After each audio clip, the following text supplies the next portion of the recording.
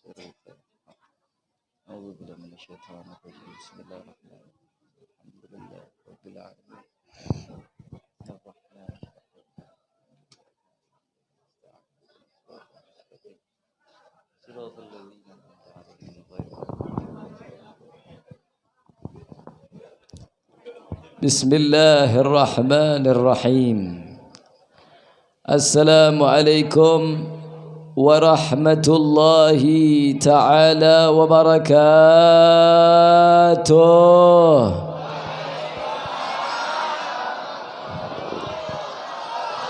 الحمد لله الذي هدانا لهذا وما كنا لنهتدي لولا أن هدانا الله. الحمد لله الذي هدانا بعبده المختار من دعانا إليه بالإذن وقد نادانا.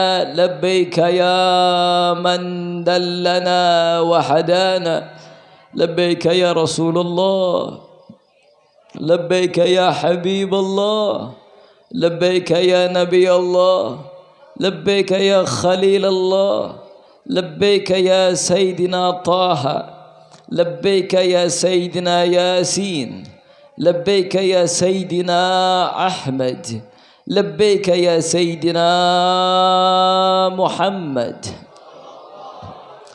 الحمد لله القوي سلطانه، الواضح برهانه، المبسوط في الوجود كرمه وإحسانه، تعالى مجده وعظم شانه. خلق الخلق لحكمة وطوى عليها علمه، وبسط لهم من فائد المنة ما جرت به في أقداره القسمة، فأرسل إليهم أشرف خلقه وأجل عبيده رحمة. اللهم فصل وسلم وبارك وعظم وكرم ومجد على سيدنا وحبيبنا ونبينا مولانا محمد صاحب التاج والمعراج والبراك والألام، ودافع البلاء في هذا المكان يا رب، ودافع البلاء في ذا القرية، ودافع البلاء في ذا الوطن، والوباء والمراض والألام. جسمه طهر معطر منور، من اسمه مكتوب مرفوع موضوع على لوح والقلم. شمس الضحى بدر الدجى نور الهدى، مصباح الظلام أبو القاسم سيد الكونين وشافع الثقلين أبي القاسم سيدنا محمد بن عبد الله بن عبد المطلب بن هاشم سيد الأعراب والأجم، نبي الحرمين محبوب عند رب المشرقين والمغربين. يا أيها المشتقون للنور جماله صلوا عليه وسلموا تسليما. اللهم صل وسلم وبارك alaihi wa ala alihi. Sebelum saya teruskan apa yang akan kita bicarakan pada malam hari yang penuh dengan keberkahan ini Pak Bu, di sholawat terakhir yang saya bacakan di sana dikatakan faya ayyuhal mushtaqun lin nuri jamalih sallu alaihi wa sallimu taslima, yang artinya kurang lebih wahai sekalian orang-orang senantiasa rindu dengan keindahan Rasulullah. Wahai sekalian jelema-jelema anu senantiasa rindu kepada ketampanan Kanjeng Sayyidina Muhammad. Wahai sekalian orang-orang senantiasa rindu dengan cahaya Rasulullah. Wahai sekalian orang-orang senantiasa rindu dengan syafaatnya Rasulullah, maka bersolawatlah kepada Rasulullah sallallahu alaihi wasallam. Dari itu saya ingin mengajak untuk para hadirin wal hadirat anu hadir sadayana di tempat ia, kira-kira siap kita salawat kepada Kanjeng Sayyidina Muhammad? Siap salawat? Siap? Siap salawat? Siap? Sallu ala Muhammad. Allahumma salli wa sallim wa barik. Mudah-mudahan dengan wasilah orang sholawat kepada Kanjeng Sayyidina Muhammad yang punya penyakit diangkat penyakitnya, disehatkan badannya, yang sedang kesusahan dimudahkan kehidupannya. Amin ya rabbal. Ayeuna seueur nu gering seueurnya. Seueur cenah. Subhanallah. Aya jelema anu nyarios bahwa ieu penyakit ngahaja disebar ayeuna teh. Makanya kita orang kudu seueur-seueur sholawat kepada Kanjeng Sayyidina Muhammad agar senantiasa Allah sareng Rasulullah kenal ka urang. Rasulullah enggak butuh sholawat kita, tidak. Tetapi kita yang sangat butuh kepada sholawat kepada Kanjeng Sayyidina Muhammad sallallahu alaihi wasallam. Rasulullah enggak butuh kenal sama kita, Pak Bu. Tetapi orang lu butuh kenal kepada Kanjeng Sayyidina Muhammad. Makanya kita selalu senantiasa nih, umat Islam sebetulnya mudah, gampang. Lamun nuju gering, Masya Allah baca salawat syifa tibbil qulub. Insya Allah kita kalau baca salawat syifa tibbil qulub, kalau tidak senantiasa penyakitnya diangkat. Kalau tidak, kalau Allah mengkersakan orang meninggal, maka meninggalnya dalam keadaan husnul khatimah. Amin ya rabbal alamin. Ayo sama-sama kita baca salawat tibbil qulub bersama-sama, bareng-bareng kita keluarkan suaranya. Allahumma salli ala sayyidina Muhammad tibbil qulubi wa dawaiha wa afih abdani wa shifaiha wa nuril absari wa diyaiha wa ala alihi wa sahbihi. Sekali lagi yang kompak. Allahumma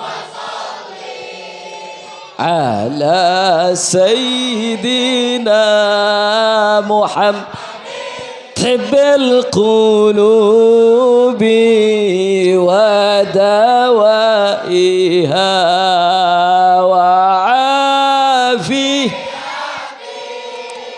abdani wa shifaiha wa nuril absari wa diyaiha wa ala alihi wa sahbihi wa sallim. Alhamdulillahi rabbil alamin. Yang pertama-tama salam hormat kita sampaikan yang setinggi-tingginya, yang sebesar-besarnya, wabil khusus untuk para habaib yang telah hadir ke tempat yang penuh dengan keberkahan. Alhamdulillah, di tengah-tengah kita adalah Habib Umar bin Muhsin As-Segaf. Begitu juga habaib-habaib yang lain yang tidak bisa disebutkan namanya satu persatu, namun tidak mengurangi rasa hormat saya kepada beliau-beliau. Kita doakan para habaib kita, para dzurriyyahnya Rasulullah, para daerah dagingnya Rasulullah, agar senantiasa dipanjangkan umurnya, disehatkan badannya, dilapangkan rezekinya, dimenangkan perjuangannya. Amin ya rabbal alamin. Tidak lupa juga saya sampaikan salam penghormatan saya yang setinggi-tingginya, yang sebesar-besarnya, wabil khusus untuk para alimul ulama wal asatid wal asatidah, para tuan guru, para sepuh, para kiai, para ustadz, para ajengan yang tidak bisa disebutkan namanya satu persatu, namun tidak mengurangi rasa hormat saya kepada beliau-beliau.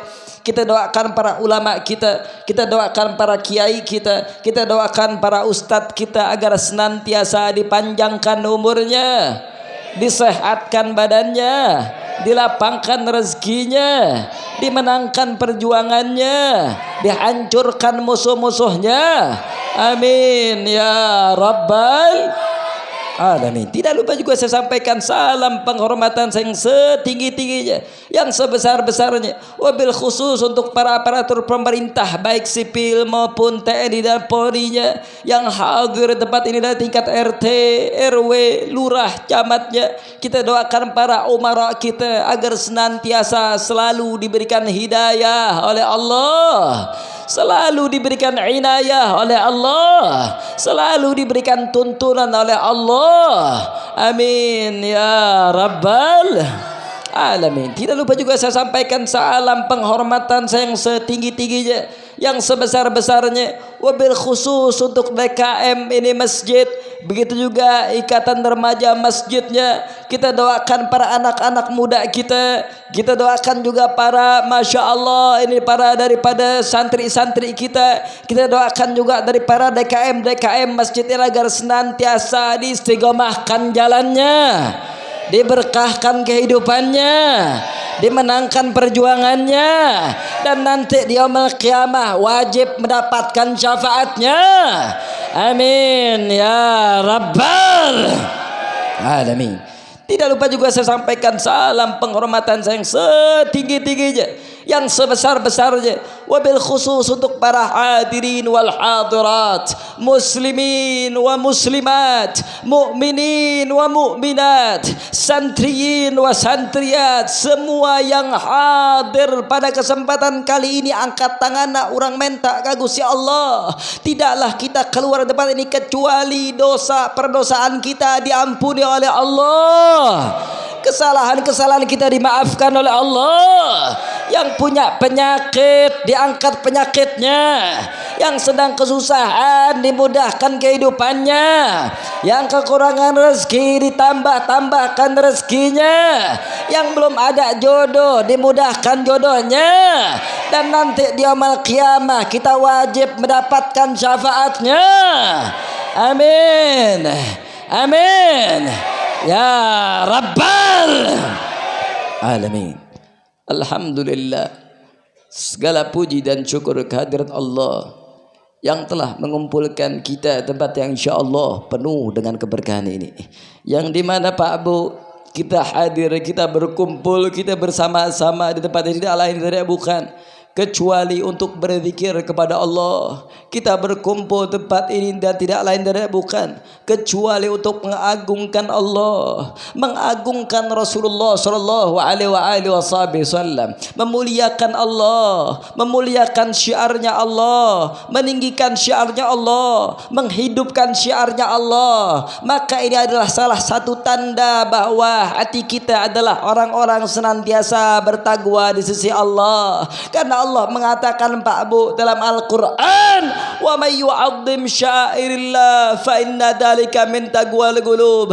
Sa jalma anu senantiasa ngagungkan syiarnya Allah, memuliakan syiarnya Allah, meninggikan syiarnya Allah, menghidupkan syiarnya Allah, maka itulah tanda dari ketakwaan hatinya kepada Allah, saudara. Dan kita hadir, kita kumpul di tempat ini tidak lain tidak bukan kecuali untuk menghidupkan dari syiarnya Allah, memuliakan dari syiarnya Allah, meninggikan dari syiarnya Allah. Kalau kita bicara masalah syiarnya Allah Pak Bu, banyak dari syiarnya Allah, luas bukan main, seer bukan main, banyak luas saudara dari syiarnya Allah. Kita sholat berjamaah di masjid adalah syiarnya Allah, saudara. Kita azan, mengumandangkan azan, syiarnya Allah. Kita senantiasa iqamah, syiarnya Allah.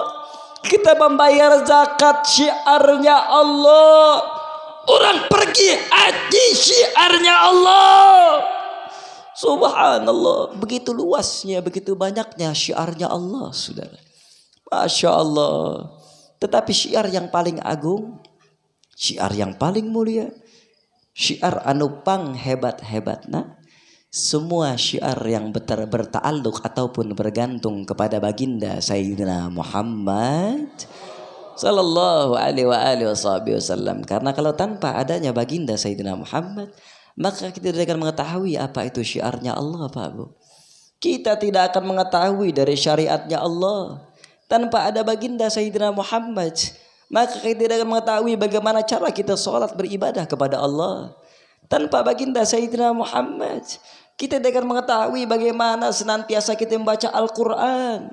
Tanpa baginda Sayyidina Muhammad, demi Allah, kita tidak akan bisa beribadah kepada Allah, saudara.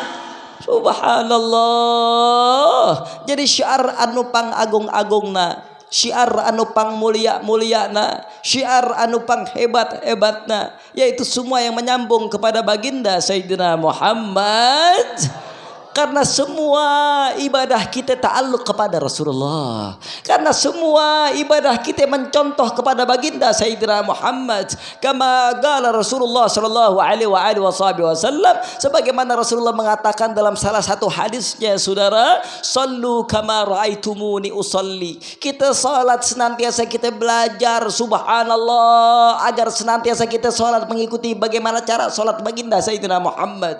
Kita ibadah senantiasa kita ingin mencontoh dari baginda Sayyidina Muhammad. Kita senantiasa melakukan kebaikan apapun, semua berharap kita mencontoh baginda Sayyidina Muhammad sallallahu alaihi wasallam. Dan kita bisa mulia Pak Abu karena baginda Sayyidina Muhammad. Orang tiasa menjadi makhluk anu pang mulia-muliana. Kita senantiasa bisa menjadi umat anu pang dipikat cinta Gusti Allah. Semuanya itu karena berkahna baginda Sayyidina Muhammad sallallahu alaihi wasallam. Begitu indahnya Pak Abu, begitu hebatnya Pak Abu. Subhanallah. Orang tementa ka Gusti Allah untuk menjadi umatna baginda Sayyidina Muhammad. Kita tidak minta, kita tidak berharap sama Allah menjadi umatna baginda Sayyidina Muhammad, tetapi Allah menakdirkan orang dilahirkan sebagai umatna baginda Sayyidina Muhammad sallallahu alaihi wasallam. Umat yang senantiasa nabi-nabi sebelum baginda Sayyidina Muhammad berharap mereka menjadi umatnya Rasulullah. Nabi Musa berharap menjadi umatnya baginda Sayyidina Muhammad. Nabi Ibrahim berharap sebagai umatnya baginda Sayyidina Muhammad. Nabi Nuh berharap sebagai umatnya baginda Sayyidina Muhammad. Nabi Isa berharap jadi umatnya baginda Sayyidina Muhammad sallallahu alaihi wasallam. Karena kemuliaan dari baginda Sayyidina Muhammad, bahkan nabi-nabi pun iri dengan baginda Sayyidina Muhammad, saudara. Nabi-nabi berharap menjadi umatnya baginda Sayyidina Muhammad. Nabi-nabi pengen minta ke Gusti Allah untuk menjadi umatnya baginda Sayyidina Muhammad. Tetapi orang, Masya Allah, kita nggak minta ke Gusti Allah, dijadikanlah orang sebagai umatna baginda Sayyidina Muhammad. Alhamdulillah. Kira-kira senang tuh jadi umatna baginda Sayyidina Muhammad? Senang tuh? Senang tuh? Bangga tuh? Bahagia tuh? Betul? Betul. Kalau orang-orang yang bahagia menjadi umatna baginda Sayyidina Muhammad, berarti mereka siap untuk menjadikan Sayyidina Muhammad sebagai idola. Kira-kira siap jadikan Sayyidina Muhammad sebagai idola? Siap? Siap jadikan Sayyidina Muhammad sebagai panutan? Siap? Siap jadikan baginda Sayyidina Muhammad sebagai imam kita? Siap? Betul? Betul? Yakin? Takbir? Subhanallah. Gimana kita nggak bangga, saudara? Allah yang memuji baginda Sayyidina Muhammad. Jangankan fisiknya Allah puji, saudara, bahkan perjalanannya pun Allah puji, mukjizatnya pun Allah puji, saudara. Bagaimana seperti yang terjadi pada Isra dan Mi'rajnya baginda Sayyidina Muhammad sallallahu alaihi wasallam, sebagaimana Allah katakan dalam Al-Qur'an, subhanalladzi asra bi 'abdihi laila minal masjidil haram ilal masjidil aqsa alladzi barakna haula linuriyahu min ayatina innahu huwas samiul basir. Masya Allah, subhanallah. Allah langsung anu ngamuji eta perjalanan, Pak Abu. Allah puji ini perjalanan. Allah seakan-akan mengatakan kepada kita bahwa perjalanan Isra dan Mi'rajnya baginda Sayyidina Muhammad ini adalah perjalanan yang agung, perjalanan yang besar, perjalanan anu mulia, perjalanan anu begitu hebat yang tidak ada satu makhluk pun yang bisa mencapai derajat baginda Sayyidina Muhammad. Allahumma salli wa sallim wa barik alaihi wa ala alihi. Subhanallah. Naon kata Allah? Allah berfirman dalam Al-Quran, Subhanalladzi asra bi abdi. Maha suci Allah, maha besar Allah, maha mulia Allah yang telah memperjalankan hambanya daripada Masjidil Haram yang ada di Mekah ke Masjidil Aqsa yang ada di Baitul Maqdis. Kurang lebih perjalanan melalui onta Pak Bo, itu kurang lebih sekitar 1 bulan perjalanan. Kadang-kadang bisa 1 bulan setengah, kadang-kadang bisa 2 bulan perjalanan dari kota Mekah kepada Yerusalem, saudara. Dari kota Mekah kepada itu Palestina kurang lebih perjalanan 2 bulan ataupun 1 bulan, saudara. Subhanallah. Tetapi Allah memperjalankan baginda Sayyidina Muhammad daripada Masjidil Haram ke Masjidil Aqsa sampai ke Sidratul Muntaha kurang lebih hanya sekitar 1 jam. Alhamdulillah. Masya Allah. Begitu dahsyatnya ini perjalanan.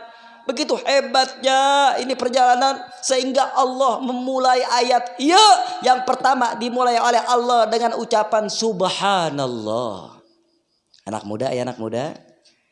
Anak muda ya anak muda. Anak muda. Coba arek tanya ku aing ya. Misalna anak-anak muda ningali awewe anu geulis. Ieu misalna ya. Aya awewe nu geulis lewat tadi dinya arek ngomong subhanallah, arek ngomong innalillahi sia. Arek ngomong subhanallah, arek ngomong innalillahi sia. Innalillahi modar tuh kan. Subhanallah. Neng. Aya si Neng euy. Lain ini hungkul ieu mah. Subhanallah. Neng. Neng. Neng. Ya teh si Ujang anu nyaut euy. Dibere kutang sia ku aing. Subhanallah. Neng. Eta asal lalaki suarana aing kareuwas. Subhanallah. Neng. Tah kitu atuh aya suarana. Eta nih nyempil. Subhanallah. Neng. Hayang teh disaruakeun jeung mayit hayang teh. Hayang teh. Subhanallah. Ieu pancak si Ujang cenah mun aya si Neng lewat teh ngomong innalillahi naudzubillahi min. Berarti saruakeun jeung mayit si teh. Wah, haula wala quwata illa billah. Subhanallah. Tapi memang sifatnya manusia, saudara. Ketika kita melihat sesuatu yang indah, kita melihat sesuatu yang indah, kita melihat gunung, kita katakan subhanallah. Begitu indahnya ini gunung. Kalau kita ngelihat subhanallah itu daripada sawah yang luas, bukan main, kita katakan subhanallah. Ieu teh masya Allah, kita sawah saha. Sampai saki lebarna. Dan kalau kita jalan-jalan ke Pelabuhan Ratu, kita jalan-jalan ke pantai, saudara, ketika kita melihat pantai, kita melihat keajaibannya Allah, kita katakan subhanallah. Begitu hebatnya ciptaan Allah, begitu besarnya ciptaan Allah, begitu mulianya ciptaan Allah, saudara. Subhanallah. Makanya Allah senantiasa ini mengatakan bahwa Isra dan Mi'rajna baginda Sayyidina Muhammad ini adalah peristiwa yang agung, peristiwa yang mulia, peristiwa yang begitu besar yang wajib saudara kita pelajarin daripada makna daripada Isra dan Mi'rajna baginda Sayyidina Muhammad sallallahu alaihi wasallam. Pak Bu, Habib nggak mau membahas masalah Isra dan Mi'raj sebetulnya. Karena masalah Isra dan Mi'raj, insya Allah setiap tahun kita sudah mendengarkan bagaimana perjalanan baginda Sayyidina Muhammad dari mulai Mekah.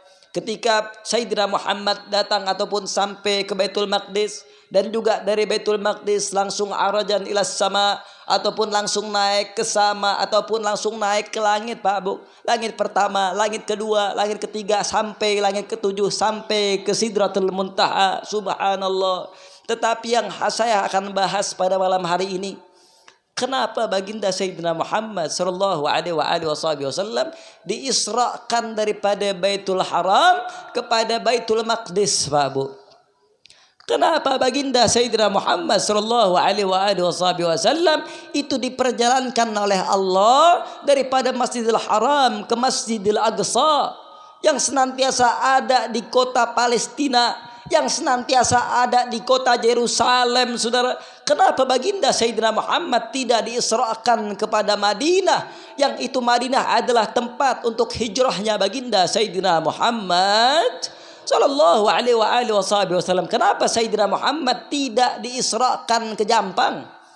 Kenapa Sayyidina Muhammad tidak diisrakan ke Jakarta? Kenapa baginda Sayyidina Muhammad tidak diisrakan ke Surabaya? Kenapa harus ke Baitul Maqdis, saudara? Kenapa harus nantiasa itu Isra'nya ke kota Palestina, saudara? Ke Yerusalem. Masya Allah. Berarti ayah rahasia naon di dinya teh. Ada rahasia apa yang senantiasa Allah ingin katakan kepada kita, saudara? Masya Allah. Ternyata di kota Yerusalem itu banyak akan hal terjadi, bukan main.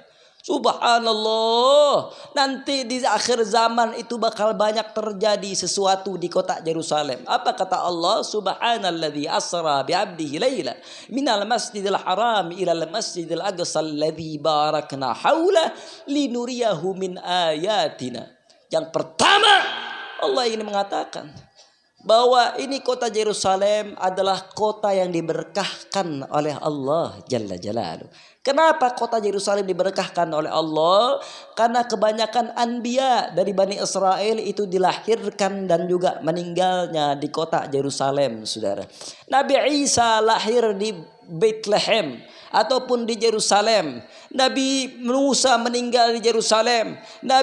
Masya Allah, Nabi Sulaiman itu lahirnya di Yerusalem dan meninggalnya di Yerusalem.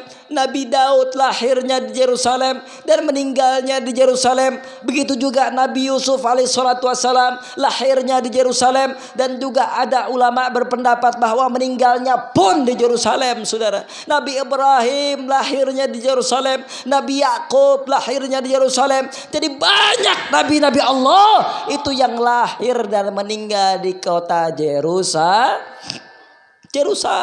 Makanya wajar kalau Allah senantiasa memberkahkan itu kota Yerusalem, saudara. Itu yang pertama.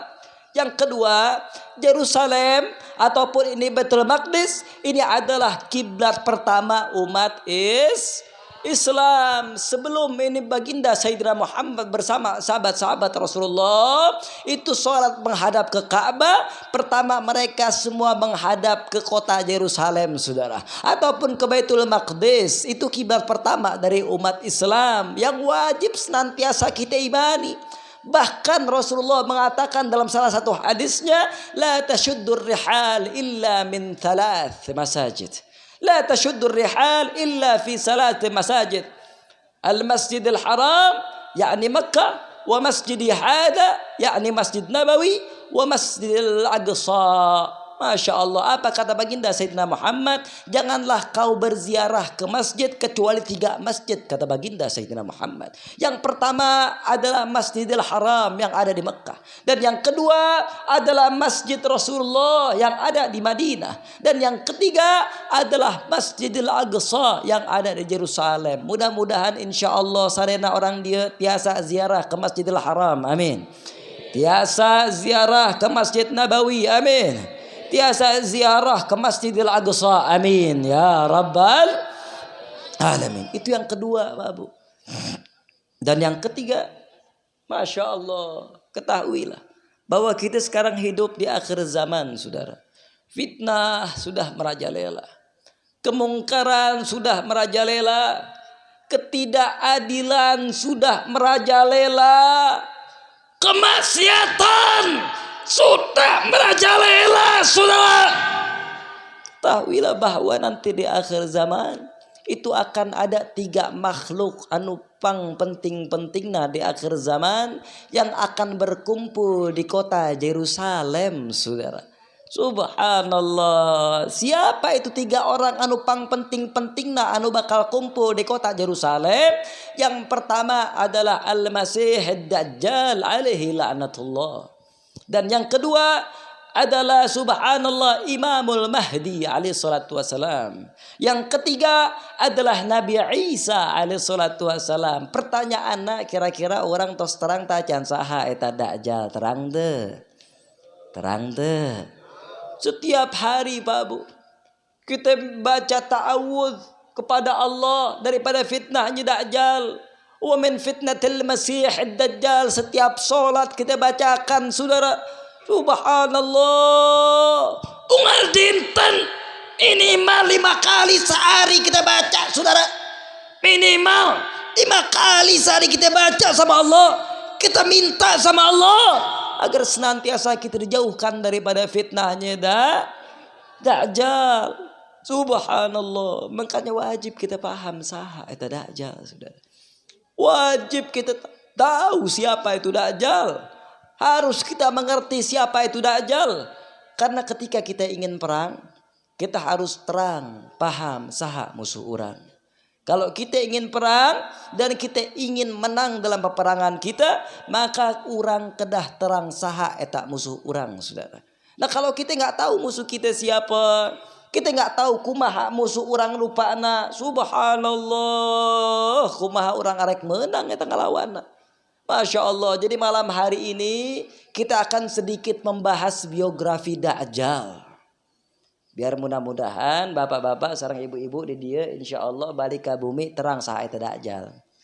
Insya Allah. Kira-kira siap belajar Pak Bu? Siap? Siap taklim? Siap? Siap belajar? Siap kupingkeun? Tapi saya mau tanya dulu, kira-kira kalau bahasa Nagado-Gado ya bahasa Sunda jeung bahasa Indonesia kira-kira paham deh? Pahamnya?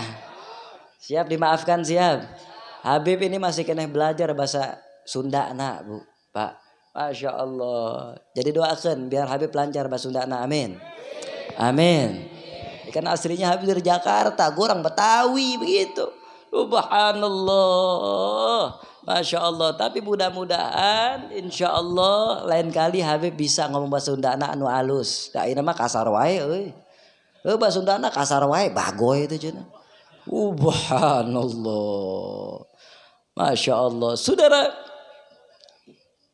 Allah ini mempersiapkan fitnah Dajjal dari zaman sebelum baginda Sayyidina Muhammad.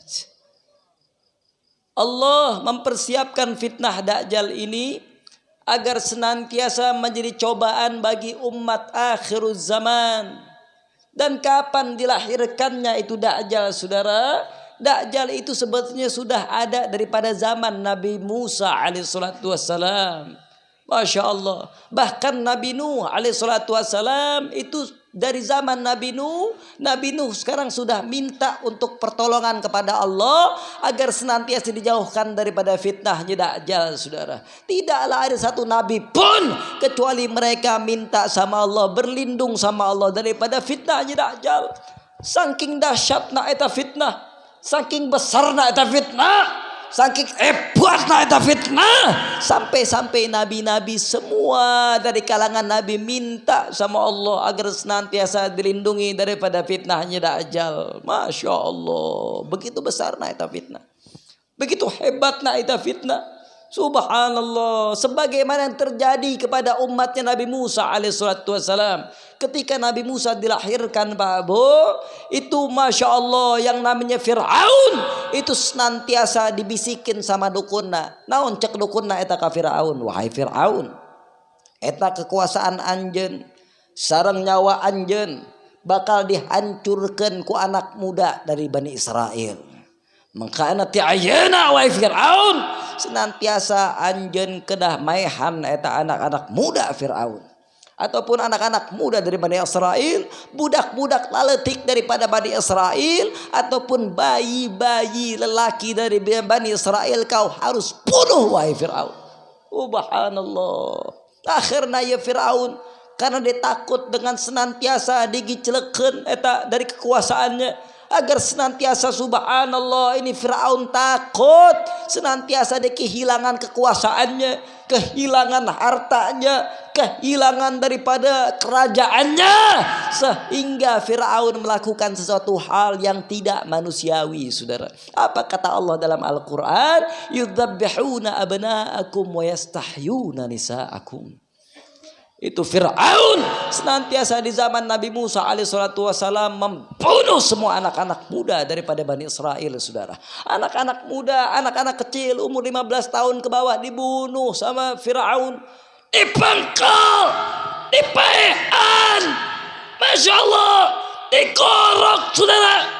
Bahkan anak-anak kecil zaman Fir'aun, anak-anak kecil dari Bani Israel dibunuh oleh Fir'aun, dipangkal, dikorok lehernya. Subhanallah. Sampai ada satu ibu-ibu dari Bani Israel yang ketika itu beliau sedang hamil, Pak Bu. Ketika hamil ini ibu arek ngajuru, arek melahirkan. Ketika mau melahirkan diantosan eta kubalata Fir'aun. Diantosan sama tentaranya Fir'aun, saudara. Kalau ini ibu melahirkan anak laki maka langsung dibunuh ya bayi, saudara. Kalau ini ibu melahirkan anak perempuan maka dibiarkan anak perempuan ini hidup, saudara. Karena kenapa? Karena ketakutannya Fir'aun atas kekuasaannya, saudara. Jadi orang-orang yang senantiasa takut dengan kekuasaannya hilang, berarti eta penguasa Fir'aun. Subhanallah, Masya Allah. Mudah-mudahan kita di tempat ini dijauhkan daripada Fir'aun. Amin. Amin. Ya Rabbal Alamin. Lalu akhirnya Nabi Musa lahir, Pak Bu. Ketika Nabi Musa alaihissalam lahir, akhirnya ibunya Nabi Musa alaihissalam diberikan ilham oleh Allah agar senantiasa ngahanyutkeun eta Nabi Musa alaihissalam daripada sungai Nil, saudara. Ketika dihanyutkan Nabi Musa alaihissalam di sungai Nil, maka yang mengambil Nabi Musa, Allah tentukan bahwa yang mengambil Nabi Musa adalah istri dari Fir'aun. Ketika istri dari Fir'aun itu mengambil Nabi Musa alaihissalam dan melihat ini bayi yang terhanyut, subhanallah. Lalu akhirnya istri Nabi Musa ini cinta kepada daripada ini istrinya Fir'aun cinta kepada Nabi Musa alaihissalam. Dia sayang sama Nabi Musa kecil, saudara. Akhirnya diselamatkan oleh pada istrinya Fir'aun dan juga akhirnya dididik oleh Fir'aun, sudah diselamatkan oleh Allah. Fir'aun boleh membuat makar sama orang Bani Israel, tetapi Allah wa makaru wa makarullah wallahu khairul makirin. Mereka bisa membuat makar kepada Bani Israel, saudara, tetapi Allah itu maha pembuat makar, saudara. Allah maha pembuat takdir daripada segala sesuatu, saudara. Subhanallah. Mereka bisa berusaha sebagaimanapun, tetapi Allah yang maha memiliki doa, saudara. Allah yang maha memiliki daripada makar, saudara. Subhanallah. Akhirnya Allah selamatkan Nabi Musa alaihissalam daripada kejaran Fir'aun. Dan Allah langsung menaruh Nabi Musa alaihissalam di bawah Fir'aun, saudara. Fir'aun yang mendidik Nabi Musa alaihissalam. Fir'aun yang langsung menyelamatkan Nabi Musa alaihissalam. Subhanallah. Begitu hebatnya makar Allah. Begitu hebatnya eta skenario-nya Allah Jalla Jalaluh. Tetapi ketika zaman Nabi Musa dilahirkan, ada lagi orang, subhanallah, ia jelema ngarana Syam'un. Ia Syam'un gaduh pamajikan. Pamajikanna geus puluhan tahun teu bisa ngelahirkeun. Gak bisa lahir. Tegaduh murang kali mandul. Sampai tetanggana nyarioskeun, aduh si eta mah teu bisa gaduh murang kali mandul cenah dihayeuh we diomongkeun ku eta tetanggana. Masya Allah. Mungkin kalau zaman ayeuna ke pengajian ngarumpi gitu. Subhanallah. Kalau zaman sekarang mungkin kita ibu-ibu nongkrong di senantiasa subhanallah, itu yang namanya di mana namanya yang namanya di inian di rumah-rumah ataupun yang ada di warung-warung, akhirnya ujungnya nongkrong ngomongkeun batu. Subhanallah. Ta'ari masalah ngarumpi mah zaman kapungkur zaman Nabi Musa. Zaman Nabi Musa, dari zaman Nabi Musa ibu-ibu mah tersesat ngarumpi. Jadi wajar itu ayeuna ge. Subhanallah. Jadi akhirnya ini ibu diomongkan terus. Diomongin gak berhenti. Sama daripada tetangga-tetangganya saudara. Ketika dibicarakan ini ibu akhirnya gak kuat. Ketika tidak kuat ini ibu berkata kepada suaminya, wahai suami. Wahai suamiku, wahai bapak. Ayeuna mah urang neangan dokter. Urang neangan dukun kumaha acarana. Urang kudu gaduh murang kali. Kumaha acarana? Pokoknya mah orang kudu usaha. Geus bosen aing diomongkeun. Geus capek diomongkeun ku tetangga. Geus bosen dirumpikeun ku tetangga. Masya Allah. Lalu akhirnya ini si bapak dan juga si umi ini cari dukun agar senantiasa bisa gaduh murang kali. Ketika dicari dukun, dia cari muter-muter, Allah menakdirkan dia bertemu dengan Azazil, saudara. Siapa itu Azazil? Azazil adalah raja jin ataupun anaknya raja jin yang senantiasa kafir kepada Allah, yang disuruh untuk senantiasa sujud kepada Nabi Adam alaihissalam. Beliau tidak sudi sujud kepada Nabi Adam karena kesombongan yang ada dalam hatinya, saudara. Dan Azazil ini beliau adalah awalnya adalah orang yang senantiasa zikir kepada Allah. Azazil bukan main, subhanallah, Banul Jan. Itu dari kalangan jin, Pak Bo. Subhanallah, salah satu jin yang dimuliakan oleh Allah itu bernama Azazil, saudara. Ini Azazil senantiasa zikir unggal dinten ka Gusti Allah. Ribuan tahun zikir ke Allah. Puluhan ribu tahun zikir senantiasa. Oh, ahli sujud, saudara. Azazil ahli sujud, ahli zikir, ahli ma'rifah kepada Allah Jalla Jalaluh. Tetapi akhirnya Azazil ini senantiasa punya kesombongan dalam dirinya. Ketika Allah Jalla Jalaluh menciptakan Nabi Adam alaihissalam yang Allah ciptakan daripada tanah, akhirnya ini Allah menyuruh Azazil untuk senantiasa sujud kepada Adam. Akhirnya ini Azazil mengatakan, Masya Allah, piraku ayeuna abdi sujud kepada Adam. Anu anjen Allah ciptakan ya Adam daripada tanah, sedangkan kaula daripada api. Masya Allah, gak mungkin saya bisa sujud kepada selainmu ya Allah Jalla Jalaluh. Ada ngomong nama benar, subhanallah, ulah sujud karena kecuali kepada Allah, saudara. Itu perkataan daripada Azazil. Tetapi Azazil tidak paham bahwa Allah menyuruh Azazil untuk senantiasa sujud kepada Adam alaihissalam agar senantiasa mentarbiahkan mereka untuk senantiasa tidak akan pernah sombong kecuali Allah Jalla Jalaluh. Allah tidak pernah menerima sifat sombong, saudara. Sifat sombong al-kibriya adalah lillah. Sifat sombong adalah hanya milik Allah Jalla Jalaluh. Dia makanya hati-hati kadek ya budak santri, subhanallah, hati-hati. Jangan sampai kita merasa anu pang bagusna. Jangan sampai orang ngerasa anu pang saena. Jangan sampai orang ngerasa anu pang saena ibadah naga Gusti Allah. Subhanallah. Ibadah kita kalau dibanding sama Azazil tak aya naon-naonna. Ibadah orang tibatang setan eueuh naon-naonna, Pak Bu. Subhanallah. Kadang-kadang kita sholat subuh pun suka terlambat.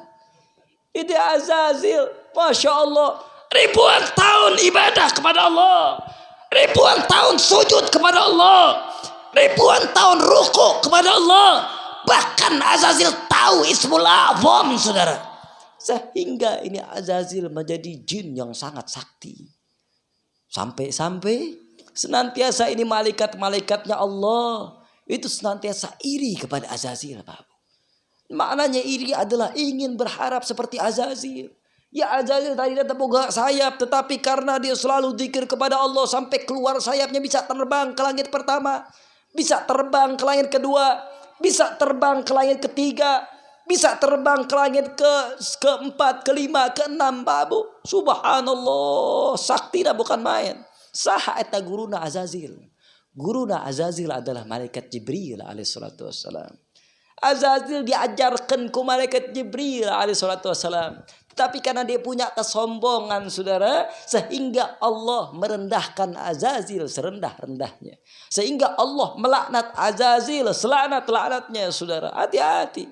Makanya kalau ada orang, naudzubillah min dalik, mun aya jelema eta arek jelema awam, arek kiai, arek ustad, arek ulama na, subhanallah anu ngarasa pang aingna berarti eta ulama na ulama aza, ustadna ustad aza. Hati-hati Pak Bu, jangan sampai kita zikir iya, zikirna zikir Azazil, berarti zikirna zikir iblis. Hati-hati. Subhanallah, baru ada sedikit buka sedikit di hijab dibuka sama Allah sedikit, langsung ngerasa wali Allah, langsung ngerasa anu pang saena, ngerasa aing pang alusna, naon segala macam. Oh tidak, saudara, enggak. Masya Allah, banyak rintangan-rintangan dan ujian-ujian. Bagaimana yang terjadi kepada Barsisa, saudara? Yang terjadi kepada Barsisa, Masya Allah, itu ahli ibadah kepada Allah, ahli zikir kepada Allah. Tetapi karena dia tidak tahu qawaid, tapi karena Barsisa ini enggak tahu daripada ilmu Allah, akhirnya dia sampai sujud kepada iblis. Na'udzubillahi min dalik. Subhanallah. Mudah-mudahan sadayana anu hadir tempat ieu bisa husnul khatimah. Amin. Ya Rabbal alamin. Saudara, lalu akhirnya ini bapak dan ini ibu bertemu dengan Azazil, saudara. Azazil ini menyerupakan seorang dukun. Dukun sakti, dukun hebat. Naon cek Azazil ka eta bapak? Naon cek Azazil ka eta ibu? Wahai bapak, wahai ibu, ketahuilah kau akan punya anak, tetapi dengan syarat kau harus melakukan di kuil eta. Harus kau lakukan di kuil. Kau datang ke kuil berhala, lalu kau jima dengan istrimu di sana. Tanpa ada baca apapun, langsung we jima dirinya. Masya Allah. Lalu karena ieu bapak jeung ibu geus hayang teuing boga murang kali, udah sangat pengen punya anak. Lalu akhirnya dilakukan, datang ke kuil eta, kuil berhala, saudara. Ketika datang ke kuil berhala, ya ibu jeung ya bapak, akhirnya ketika datang dibuka pantona, langsung we digabrus eta ibu ku si bapak. Teu make baca doa heula, teu make baca bismillah heula. Oh, subhanallah, akhirnya ketika jima Azazil datang. Ketika Azazil datang, Azazil langsung masuk ke tubuh eta bapak, saudara. Jadi maknanya ketika ini bapak dan si ibu jima, itu dibarengin sama syaitan, dibarengin sama iblis, saudara. Akhirnya ini ibu hamil. Nah ketika ini ibu hamil, eta murang kali si bapak, tapi rohna adalah roh syaitan. Naudzubillahi min dalik. Nah pelajaran pertama yang kita harus subhanallah senantiasa kita, masya Allah, kita perhatikan Pak Bu. Ini bapak-bapak, ibu-ibu mun datang ka pamajikana tong poho maca doa na. Masya Allah. Masih kena apa tuh Pak doa jima Pak? Masya Allah, hati-hati bahaya. Anak-anak santri juga kena apa? Apalagi umur 20 ke atas ya, umur 15 man tong waka situ. Hayang ke hula, sabar we. Masya Allah. Jadi bapak-bapak, ibu-ibu juga ingatkan suaminya. Ketika ingin masuk, kita baca subhanallah, kita baca doanya, saudara. Jangan lupa kita baca doanya. Allahumma jannibni wa jannib syaitan ma razaqtani. Agar senantiasa Allah menjauhkan syaitan daripada keturunan kita, saudara. Kalau aina urang teu maca eta doana, naudzubillah min dalik, murang kali eta awakna awak urang, murang kali eta benihna dari benih urang, tetapi rohna roh syaitan. Naudzubillahi min dalik. Subhanallah. Jangan sampai anak kita jadi anak setan, Pak. Jangan sampai anak kita jadi anak iblis. Jangan sampai anak kita jadi anak Azazil, saudara. Yang senantiasa kita ketika jima itu dibarengin dengan syaitan. Na'udzubillahi min dalik. Subhanallah. Lalu akhirnya nih ibu mengandung. Ketika nih ibu mengandung, akhirnya dia pulang bahagia, dia senang, dia siapkan untuk kelahirannya ini anak. Ketika lahir ini anak, dinamakanlah ini anak, namanya adalah Musha bin Sam'un. Sahana mina Musha bin Sam'un. Masya Allah. Ketika lahir ya murang kali, tiba-tiba ini anak ketika lahir dua matana teu bisa ningali pinuh kucileuh, saudara. Pinuh kucileuh, gak bisa ngelihat, teu bisa kabuka eta dua panona. Masya Allah. Coba pas eta langsung pas ngelahirkeun, ningali teh bayi teh eta dua matana teh bisa ningali, teh bisa beuntak. Pinuh we panna kucileuh teh gitu. Masya Allah, sampai ibu panik. Ini ibu panik kita aing teh geus gaduh murang kali iji-ijina, ieu teh murang kali teh kieu aing geus. Masya Allah, akhirnya dia cari dukun. Dia cari, Masya Allah, itu yang namanya dokter, saudara. Dia cari kemana-mana berobat agar senantiasa anaknya ini sembuh dan bisa melihat, saudara. Tetapi dia datang kemana-mana pun tidak bisa orang senantiasa mengobati ia barangkali. Akhirnya ketika ini anak umur kurang lebih sekitar 1 tahun, Pak Bu, akhirnya di tempat eta ada air bah. Banjir, subhanallah. Ketika banjir, ini orang di kampungnya semuanya hanyut, semuanya maut, sadaya anak modar, saudara. Kecuali siapa? Kecuali ini anak Musha bin Sam'un diselamatkan. Kusaha itu diselamatkan ku malaikat Jibril alaihi salatu wassalam.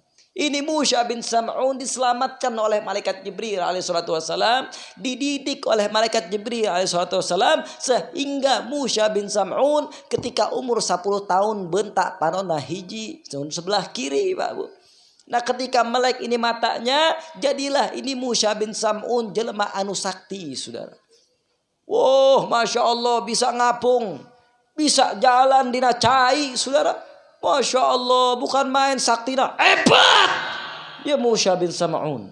Singkat kata, singkat cerita, akhirnya setelah Allah menyelamatkan Nabi Musa daripada Fir'aun, saudara, akhirnya Allah menyeberangkan ini daripada Bani Israel di pada sungai Nil, dan Allah langsung menenggelamkan Fir'aun. Dan ketika Nabi Musa alaihissalam menyeberangi lautan, saudara, ini ternyata Musha bin Sam'un ada di rombongan daripada Nabi Musa alaihissalam.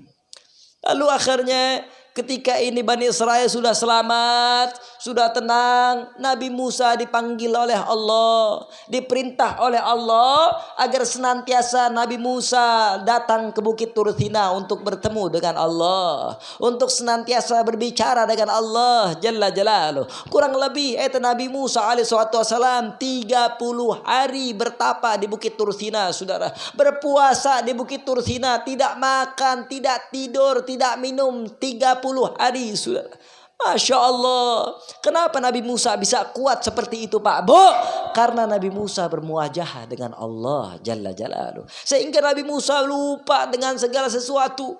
Nabi Musa lupa dengan lapar, Nabi Musa lupa dengan haus, Nabi Musa lupa dengan tidur, Pak Bu, karena nikmatnya langsung berbicara dengan Allah Jalla Jalaluh. Subhanallah. Lalu ketika sudah 30 hari, akhirnya ya Nabi Musa ingat bahwa ya 30 poe Nabi Musa can dahar, can nginum, can sare. Masya Allah, ketika cium eta sungutna Nabi Musa bau. Jangankan orang mah 30 poe meureunna. 2 poe geus bau hangseur eta urang gitu. Subhanallah, 1 hari ayeuna orang puasa geus bau ngebop ke mana-mana, betul? Betul. Masya Allah. Ini Nabi Musa 30 hari, saudara. Lalu ketika Nabi Musa alaihissalam ini ingat, akhirnya Nabi Musa mengambil daripada kayu siwak. Akhirnya Nabi Musa bersiwak, saudara. Ketika Nabi Musa bersiwak, nah ini syaratnya tidak boleh bersiwak. Nggak boleh, kata Allah Jalla Jalaluh. Karena akhirnya Nabi Musa bermaksiat, tidak nurut sama Allah. Akhirnya Allah menambah lagi 10 hari untuk Nabi Musa alaihissalam berpuasa. Nah selama 10 hari ini, Pak Bo, apa yang dilakukan oleh Musha bin Sam'un? Yang dilakukan oleh Musha bin Sam'un, Musha bin Sam'un ini menyesatkan daripada Bani Israel, saudara. Kurang lebih sekitar 10 hari, nggak lama-lama, lain puluhan tahun, Pak Bo. 10 dinten eta Musa bin Sam'un bisa menyesatkan dari puluhan ribu Bani Israel. Naon dilakukan oleh Musa bin Sam'un? Apa yang dilakukan oleh Musa bin Sam'un? Musa bin Sam'un eta senantiasa ini orang mengumpulkan daripada harta jelema Bani Israel. Ketika dikumpulkan harta ini orang Bani Israel, akhirnya harta anak emas anak dilebur oleh Musa bin Sam'un. Ketika dilebur dibuatlah patung oleh Musa bin Sam'un. Ketika dibuat patung daripada Masya Allah daripada emas itu Pak Bu, akhirnya dibuat menyerupai anak sapi. Ketika menyerupai anak sapi, akhirnya ia patung bisa berbicara, saudara. Mengikuti apa yang dibicarakan oleh Musa bin Sam'un dalam hatena bahwa ana rabbukumul a'la. Oh, akulah Tuhan kalian, akulah sesembahat kalian. Cek ia patung, saudara, cek ia subhanallah, cek ia sapi, cek ia emas. Karena apa yang dikatakan oleh Musa bin Sam'un dalam hatena, saudara. Subhanallah. Akhirnya eta Bani Israel menyembahkan eta patung, saudara, kurang lebih 10 hari. 10 hari eta jelema bisa kafir kepada Allah. 10 hari itu orang Bani Israel yang terselamatkan oleh Allah lupa kepada Gusti Allah. 10 hari kurang lebih ini senantiasa sudah lupa sama Allah, sudah lupa sama zikir, sudah lupa sama Nabi Musa alaihissalam, yang Nabi Musa dipanggil oleh Allah untuk menerima wahyu dari Allah Jalla Jalaluhu. Ketika akhirnya Nabi Musa turun kepada Bani Israel, turun dari Bukit Tur Sina, akhirnya Nabi Musa ningali eta pada umatnya, daripada umatnya senantiasa sedang menyembah patung sapi, saudara.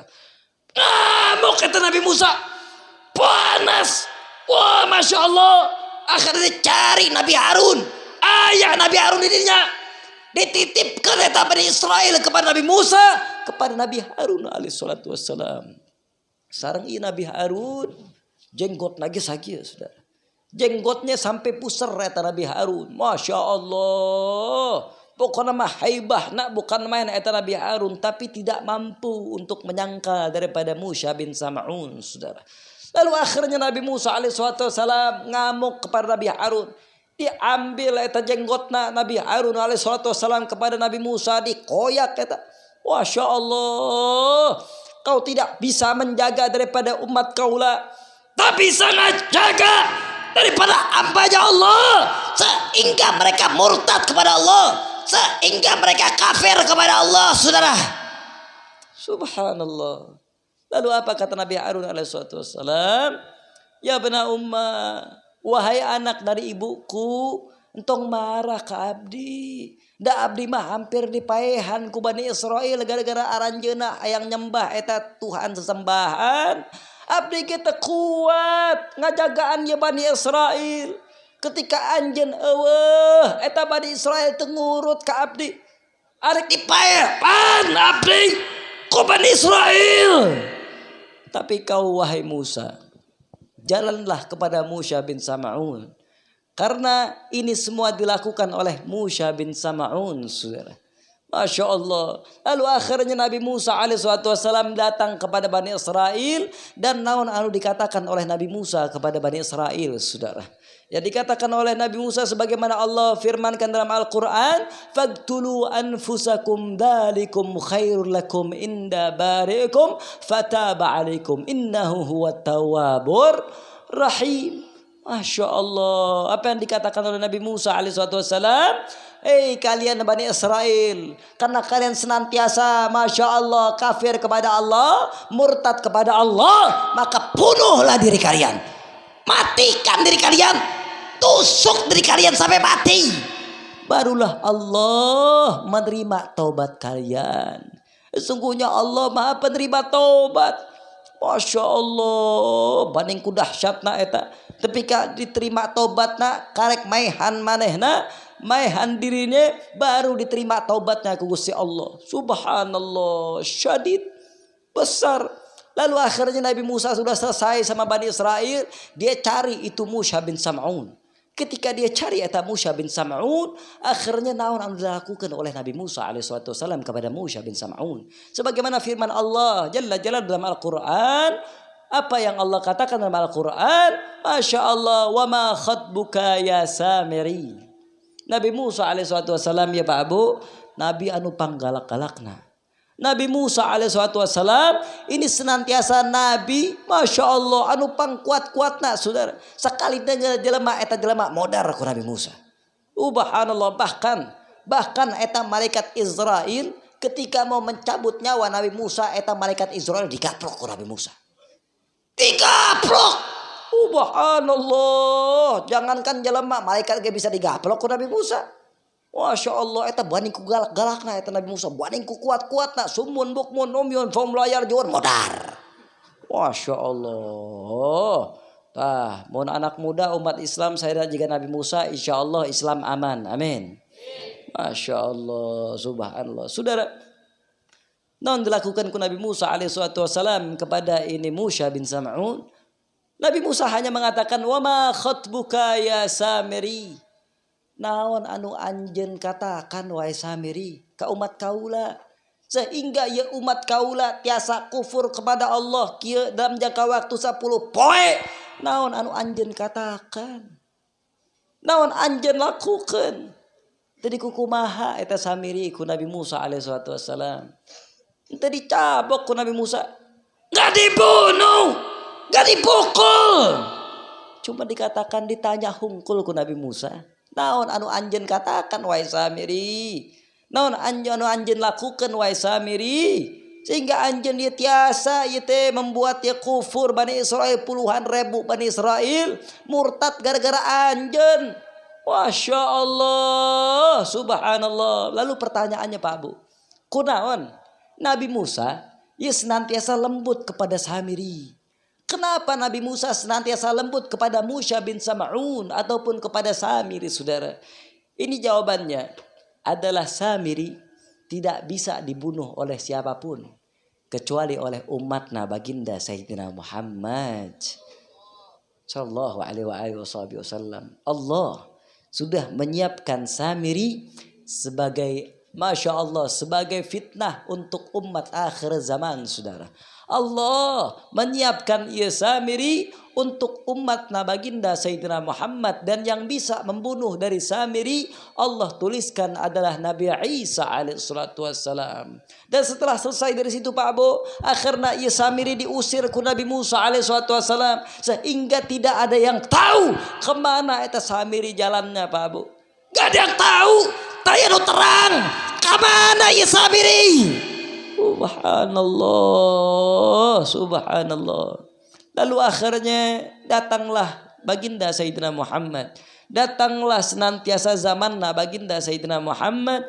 Ini Samiri sebagaimana hadis yang diriwayatkan dari Tamim Ad-Dari, bahwa Tamim Ad-Dari melihat sesosok manusia. Yang pertama yang dilihat oleh Tamim Ad-Dari, ketika Tamim Ad-Dari diombang-ambing oleh daripada taufan, diombang-ambing oleh masya Allah kapal, akhirnya dia bersandar di pada satu pulau, dan di pulau itu dia bertemu dengan dua orang. Yang pertama adalah Al-Jasasa, yang kedua adalah Dajjal alaihi la'natullah. Dan Dajjal ini Pak Abu, subhanallah, ketika dilihat oleh Tamim Ad-Dari, itu lehernya dirantai. Ketika dilihat oleh Tamim Ad-Dari, tangannya dirantai, kakinya dirantai, dibelenggu, saudara. Lalu ini Dajjal bertanya kepada Tamim Ad-Dari, wahai Tamim, ketahuilah aku ingin bertanya kepada kau, apakah sudah ada di orang Arab itu yang mengaku sebagai nabi yang namanya Muhammad? Kata Tamim Ad-Dari bahwa sudah ada yang mengaku sebagai nabi di Mekah yang namanya Muhammad bin Abdullah. Lalu Dajjal ini bertanya lagi kepada Tamim Ad-Dari, Pak Abu, wahai Tamim, apakah di Madinah sudah banyak pohon kormanya? Lalu Tamim Ad-Dari mengatakan bahwa wah betul wahai Dajjal, di Madinah sekarang sudah banyak kormanya. Lalu apa jawabannya Dajjal? Wahai Tamim, ketahuilah bahwa waktuku sudah sebentar lagi. Allah akan melepaskan Dajjal. Subhanallah.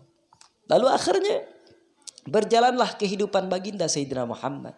Ketika berjalan kehidupan baginda Sayyidina Muhammad, lalu akhirnya Rasulullah sudah hijrah ke Madinah. Di Madinah Rasulullah melihat seorang anak namanya Ibnu Sayyad anu mirip jeung Dajjal, saudara. Bahkan Bahkan ketika ini Rasulullah Shallallahu Alaihi Wasallam mendatangi Ibnu Sayyad bersama dengan Masya Allah Sayyidina Umar bin Khattab. Lalu ini Ibnu Sayyad kurang ajar kepada baginda Sayyidina Muhammad. Kurang ajarnya gimana? Ini Rasulullah Shallallahu Alaihi Wasallam bertanya kepada Ibnu Sayyad, ya Ibnu Sayyad, atashhadu anni Rasulullah. Lalu nawan jawab nak eta Ibnu Sayyad. Ibnu Sayyad bertanya lagi kepada baginda Sayyidina Muhammad, ya Muhammad, atashhadu anni Rasulullah. Masya Allah. Rasulullah bertanya kepada Ibnu Sayyad, wahai Ibnu Sayyad, apakah kau saksikan bahwa aku adalah utusannya Allah? Jawablah Ibnu Sayyad, wahai Muhammad, apakah kau saksikan bahwa abdi adalah utusannya Allah? Dibalikan lagi eta omongan baginda Sayyidina Muhammad. Masya Allah. Lalu apa yang dikatakan oleh Sayyidina Umar bin Khattab? Aku tolong ya Rasulullah. Aku tolong ya Rasulullah. Aku akan penggal lehernya Rasulullah. Aku akan habisi lehernya Rasulullah. Masya Allah. Lalu jawabnya baginda Sayyidina Muhammad, la ya Umar. Janganlah wahai Umar. Ketahuilah, jika betul dia ini Dajjal, maka kau tidak akan mampu untuk membunuhnya wahai Umar. Dan ketahuilah, jika dia bukan Dajjal, maka tidak ada kebaikan kau membunuhnya wahai Umar. Maka dilepaskan oleh baginda Sayyidina Muhammad Sallallahu Alaihi Wasallam. Untuk apa? Agar senantiasa menjadi cobaan yang paling besar bagi seluruh umat manusia, saudara. Karena ulama mengatakan bahwa fitnah-fitnah baik itu besar maupun kecil sadayana menyambung kepada fitnahnya Dajjal, saudara. Bahkan ini ada satu Al-Habib namanya Habib Abu Bakar bin Ali bin Abdurrahman Al-Masyhur. Beliau adalah cucu pengarang kitab Bughyah Mustarsyidin sampai membuat kitab yang judulnya Baina Yaday Dajjal. Sehingga ini Masya Allah Habib Abu Bakar Al-Masyhur membuat kitab judulnya Di Antara Urang Geus Aya Dajjal. Eta judulnya, saudara. Dan di sana di kitab itu dikatakan bahwa semua fitnah-fitnah yang terjadi daripada zaman Nabi Musa alaihissalam sampai akhir zaman, semua fitnah itu adanya daripada Dajjal, saudara. Apa salah satunya fitnah yang paling besar? Fitnah Dajjal yang paling besar adalah ketika zamannya Masya Allah Nabi Isa alaihissalam. Dia Nabi Isa ingin dibunuh oleh Bani Israel, itu ingin dibunuh oleh Dajjal alaihi laknatullah. Karena Dajjal tahu bahwa yang akan membunuhnya adalah Nabi Isa alaihissalam. Sehingga di zaman Nabi Isa eta Dajjal berusaha untuk maehan Nabi Isa, saudara. Tetapi Allah menyelamatkan Nabi Isa alaihissalam. Allah mengangkat Nabi Isa alaihissalam sehingga Nabi Isa selamat daripada fitnahnya Dajjal. Lalu di zaman baginda Sayyidina Muhammad, apakah ada fitnahnya Dajjal? Fitnahnya Dajjal dimulai setelah kematian baginda Sayyidina Muhammad. Setelah kematian Sayyidina Abu Bakar Siddiq dan setelah khalifahnya Sayyidina Umar bin Khattab. Khalifah Sayyidina Umar bin Khattab meninggal ataupun syahid, itu adalah salah satu daripada fitnahnya Dajjal, saudara. Meninggalnya juga Sayyidina Utsman bin Affan adalah salah satu fitnahnya Dajjal, saudara. Meninggalnya juga daripada Sayyidina Ali bin Abi Thalib, itu juga datangnya daripada fitnahnya Dajjal, saudara. Subhanallah, subhanallah. Sudah dari zaman dulu. Dari zaman baheula eta Dajjal tos ngelakukan fitnah. Masya Allah, semua yang ada di dunia ini semuanya fitnahnya muaranya adalah daripada Dajjal. Naudzubillahi min. Di zaman urang naon fitnah Dajjal, Pak Bu? Sudah terlihat zahir bukan main. Fitnahnya Dajjal eta. Naon eta Habib? Fitnah na Dajjal zaman ayeuna anu pang zohir-zohirnya nyeta virus corona, saudara, betul? Kenapa saya katakan virus corona? Ini virus corona bukan main, subhanallah, fitnah nak begitu hebat, fitnah nak begitu dahsyat, sehingga gara-gara virus corona ini kedzaliman merata di seluruh alam dunia, Pak Bu. Sehingga gara-gara virus corona, subhanallah, kedzaliman merata di seluruh alam semesta, saudara. Kenapa? Coba orang ambil contoh, nak. Masya Allah, pertama awal jelema anu kena virus corona di Indonesia nyata jelema 2 orang daripada Depok, Pak Bu. Awalnya 2 jelema dari Depok. Tetapi akhirnya anu kena orang dia dipaksa vaksin, betul? Betul? Subhanallah, akhirnya orang dia diberi BLT, BLT nak KRT hungkul, betul? Subhanallah. Kadang-kadang Habib suka dengar Pak Bu, mudah-mudahan orang sini mah kagak, amin. Kadang-kadang di beberapa tempat BLT mah dapat, datang ke desa, tapi akhirnya dari desa KRT, akhirnya ku RT na diberi ke keluarga na hungkul. Subhanallah. Geus kitu eta dulurna RT mobilna aya 2 saudara. Subhanallah, enggak nyampe sama yang miskin tetapi nyampe nak kadulur pemerintah. Aya gitu aya. Zalim teh. Hapunten. Habib bicara ini hak. Habib bicara hak, bicara yang terjadi, tolong perhatikan.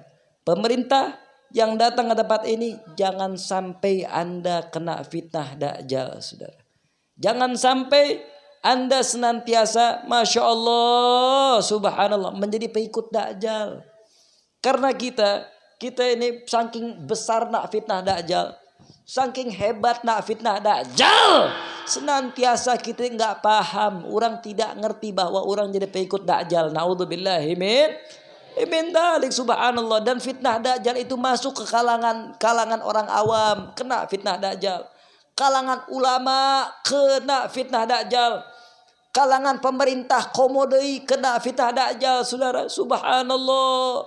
Makanya kalau pesan Habib satu, jangan sampai kita berbuat zalim sama umat. Jangan sampai kita membohongi umat, saudara. Kalau kita zaman ayeuna membohongi umat, zaman sekarang kita senantiasa membolimi umat, maka naudzubillahi min dalik, akhirnya ujungna orang menjadi pengikut Dajjal. Naudzubillahi min dalik, subhanallah. Karena kita selalu berpikir kepada harta, sedangkan Dajjal ini matanya sebelah kanan teu aya. Matanya gak bisa ningali sebelah kanan, matanya ya sebelah kiri ungkul. Nah ini ulama ada yang mengatakan Dajjal itu adalah orang-orang yang senantiasa melihat zahirnya saja tapi tidak melihat batinnya, saudara.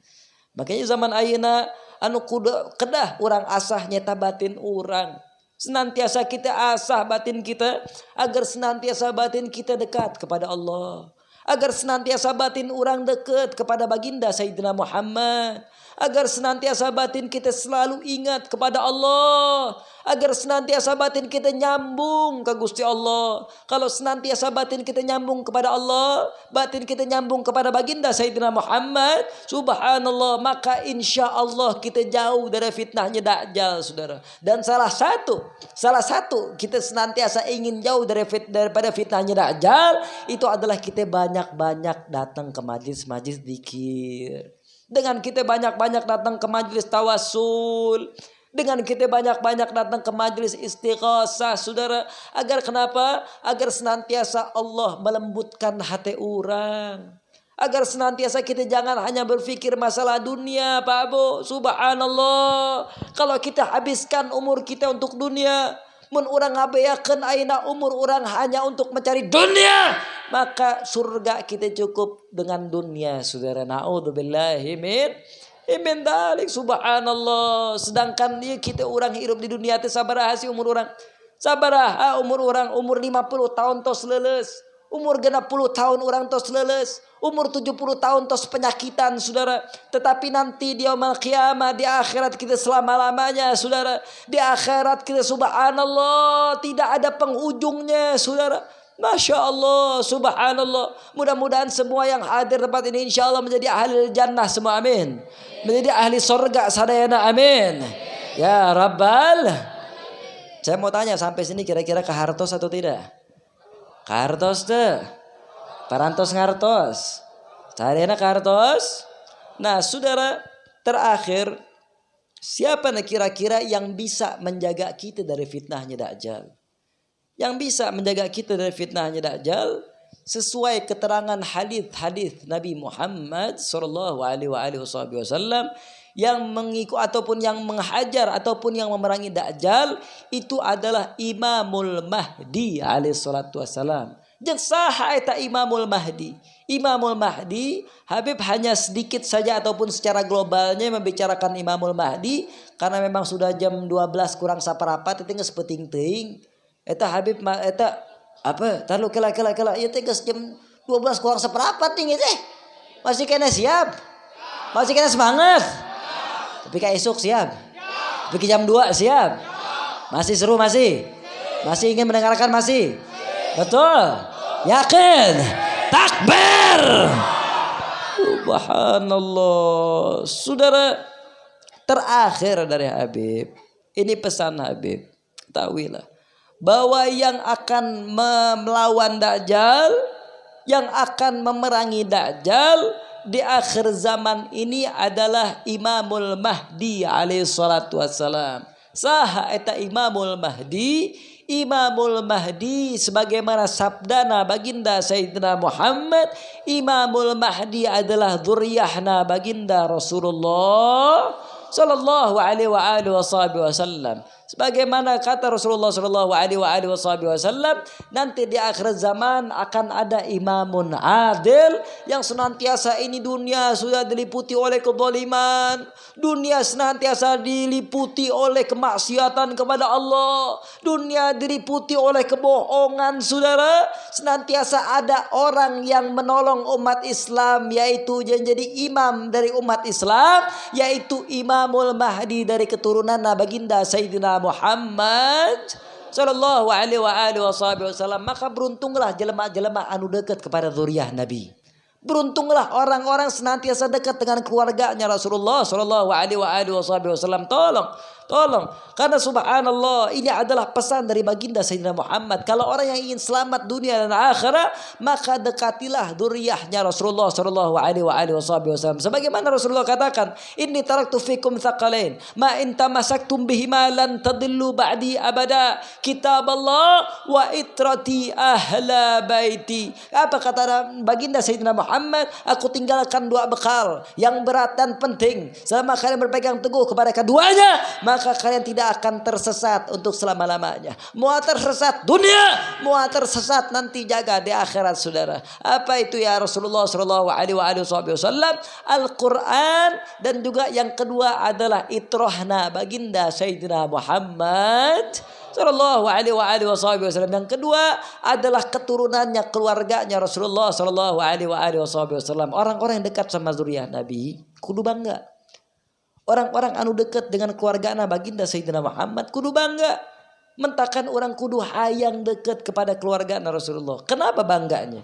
Karena nanti di akhir zaman, ketika ayat turun Nabi Isa alaihissalatu wassalam, dan umat Islam, kaum muslimin sadayana sholat berjamaah bersama dengan Nabi Isa dan juga Imamul Mahdi alaihissalatu wassalam. Lalu ketika ingin sholat Pak Bo, akhirnya Imam Mahdi mempersilahkan Nabi Isa untuk menjadi imam bagi umat Islam, saudara. Tetapi apa yang dilakukan oleh Nabi Musa alaihissalam? Nabi Musa mempersilahkan Imam Mahdi untuk menjadi imam daripada Nabi Isa alaihissalam. Masya Allah. Nabi pun bermakmum kepada Imam Mahdi, saudara. Nabi bermakmum kepada zuriyah baginda Sayyidina Muhammad. Nabi bermakmum kepada keluarganya Rasulullah sallallahu alaihi wasallam. Tetapi zaman ayeuna yang saya sangat sesalkan, bahwa seueur jelema, bahkan kalangan ulama pun yang senantiasa merendahkan dzurriyyahna baginda Sayyidina Muhammad, bahkan memfitnah keluargana baginda Sayyidina Muhammad, saudara. Subhanallah. Habib Rizik di penjara tak aya sebabna. Habib Bahar di penjara tak aya sebabna, saudara. Subhanallah. Karena masalah politik, masalah siasa, senantiasa dia kurang ajar kepada dzurriyyahnya Rasulullah sallallahu alaihi wasallam. Kalau kalangan pemerintah saya masih wajar. Tapi kalau kalangan ulama yang merendahkan dzurriyyah Nabi, berarti eta ulamana ulama su. Ulama jadi-jadian. Nah, ai ulama jadi-jadian berarti eta ngajak ka sorgana, sorgaan. Masya Allah. Bapak-bapak, ibu-ibu hayang asup sorganyaan, hayang sorga-sorgaan. Hayang sorganyaan, hayang sorga-sorgaan. Betul. Betul. Kalau gitu dekatilah ulama yang cinta kepada zuriyah baginda Sayyidina Muhammad. Bagaimana kalau ada ulama tidak cinta kepada zuriyahnya Rasulullah? Arek minta syafaat kasaha. Minta syafaat nak ke Abu Janda, saudara. Subhanallah. Atau ke Abu Lahab, ke Abu Jahal minta. Jangan kepada baginda Sayyidina Muhammad. Karena ia adalah udan nas Rasulullah sallallahu alaihi wasallam. Orang-orang senantiasa dekat dengan keluarganya Nabi, maka insya Allah nanti di yaumul qiyamah diberikan syafaat yang pertama oleh baginda Sayyidina Muhammad sallallahu alaihi wasallam. Mudah-mudahan insya Allah orang dia senantiasa dekat dengan zuriyah baginda Sayyidina Muhammad. Amin. Bisa menjadi pasukan dari Imamul Mahdi. Amin. Amin. Ya Rabbal. Pak Bu, terakhir Habib hanya subhanallah tinggal menunggu satu tanda lagi dari tanda akhir zaman. Ini kita bicara bukan tanda sukra Pak Bu, tetapi tanda sudah wusta. Apa itu wusta? Wusta itu tanda kiamat itu ada 3. Yang pertama as-sukra, dan yang kedua adalah wusta, dan yang ketiga adalah kubra. Nah, as-sukra ini adalah alamat-alamat yang kecil. Dan wusta ini adalah alamat-alamat yang sedang, yaitu penyambung antara yang kecil dan juga yang besar. Dan juga yang terakhir adalah alamatul kubra. Alamatul kubra ini adalah alamat sa'ah ataupun tanda kiamat anu pang agengna. Nah, terakhir dari Habib saya katakan bahwa saya cuma hanya nunggu satu tanda saja, saudara. Satu tanda terakhir yaitu peristiwa ad-dukhan. Apa itu peristiwa ad-dukhan? Peristiwa ad-dukhan itu terjadi setelah adanya perang Al-Malhamah Al-Kubra. Naon eta perang Al-Malhamah Al-Kubra? Perang Malhamah Al-Kubra yaitu perang akhiruz zaman atau perang dunia katilu. Akhirnya tos mulai. Cek saha encan. Mulai. Jangan salah. Kenapa Habib katakan mulai? Pertama, dari mulai perang antara Cina dan Amerika, saudara. Amerika dan Cina itu sudah perang dari tahun 2014. Apa perangnya? Yaitu perang ekonomi. Itu pertama, dimulai dari situ. Yang kedua, ada lagi namanya perang biological weapon. Tahun 2019 ada perang yaitu perang biologi jelema diberi penyakit, saudara, yaitu corona. Masya Allah. Apakah sekarang corona ini alami? Oh tidak, bukan. Corona ini, virus corona ini adalah buatan jelema dengan izin Allah. Tetapi ini adalah salah satu tanda akhiruz zaman ataupun tanda kiamat anu wusta, saudara. Masya Allah. Dan setelah corona ini, kalau kita pelajarin sebagaimana perang dunia pertama dan perang dunia kedua, itu setelah corona ataupun setelah ada virus global pandemi, itu biasanya ada perang global, Pak. Ataupun tatanan dunia baru. Ieu teh maksudna ieu teh dunia teh tos kieu teh tos beres, ayeuna mah kudu anyar deui duniana teh. Tos beres eta Amerika berkuasa teh kudu digeser ta Amerika. Saha anu arek senantiasa berkuasa setelah Amerika? Yang akan berkuasa nanti setelah Amerika adalah Israel, saudara. Masya Allah. Jadi pasti akan ada yang namanya Al-Malhamah Al-Kubra atau perang dunia ketiga.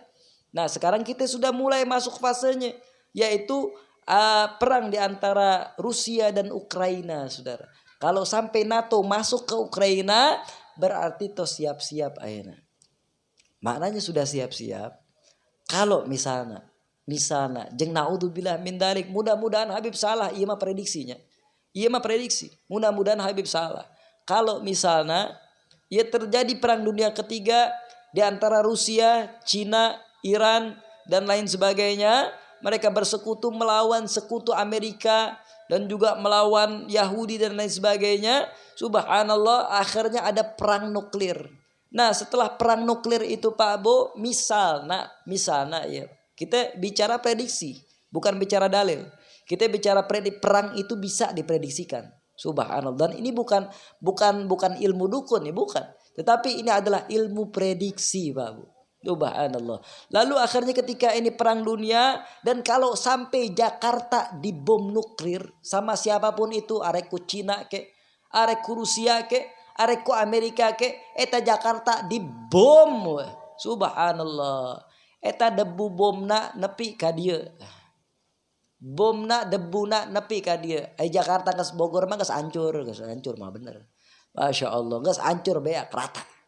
Tetapi dampaknya adalah pertama, kalau ada perang nuklir ataupun ada bom nuklir, di dia moal aya lampu, moal aya listrik, moal jalan handphone, moal jalan itu motor, moal jalan mobil. Ayeuna orang kembali kepada zaman dulu, yang maknanya orang perang dengan pedang dan juga panah dan juga kuda, saudara. Subhanallah.